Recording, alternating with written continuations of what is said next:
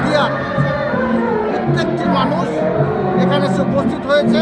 কয়েক হাজার মানুষের জনসমাগম, যেমন আমার লক্ষ্মী ভাণ্ডার বোনেরা আছে, তেমনি এই এরিয়ার মায়েরা বোনেরা এসে উপস্থিত হয়েছে।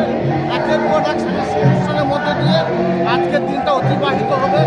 আপনারা জানেন পূর্বদিনে বিশ্বভারতীতে যে দোল উৎসব হতো, সেখানে লক্ষ লক্ষ মানুষের সমাগম হতো, সেটা প্রায় বন্ধ হওয়ার জন্য নানুর বিধানসভার বিভিন্ন এরিয়ায় এই দোল উৎসব উদযাপিত হচ্ছে। তার মধ্যে সবথেকে বড় দোল উৎসব বলতে গেলে আমাদের এই বাহিনী স্কুল প্রাঙ্গণে হচ্ছে।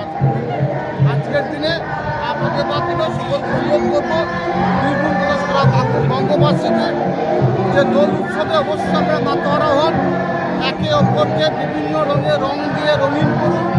আজকের দিনটা আপনাদের রঙিন হোক, সঙ্গে সঙ্গে এটাও লক্ষ্য রাখবেন, এটা পবিত্র রমজান মাস চলছে, তাই যারা এই রং নিতে চাইবে না জোর করে, তাদের গায়ে রং দিয়ে আজকের এই আনন্দের দিনটাকে নিরানন্দের কারণ হয়ে যেন না দাঁড়ায়, সেটা সকল লক্ষ্য রাখবেন। দাদা, বিশ্বভারতীতে বসন্ত উৎসব আগে হয়ে এসছে, এবারেও হচ্ছে না। ছাত্রছাত্রী থেকে শুরু করে শান্তিনিকেতনবাসীর মন ভারাক্রান্ত, খুব মন খারাপ, কি বলবেন এই বিষয়ে? সেটা শান্তিনিকেতনবাসীও নয়, শান্তিনিকেতন সংলগ্ন এরিয়ার বাসিন্দা হিসাবে আমাদেরও মন ভরাক্রান্ত। কিন্তু মন ভরাক্রান্ত করে বাড়িতে বসে থাকলে হবে না, যার জন্যই এই আয়োজন করা হয়েছে।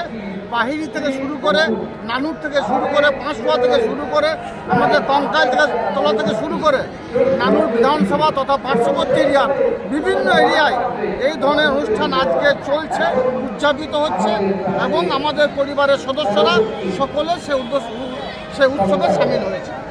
ঠিক আছে।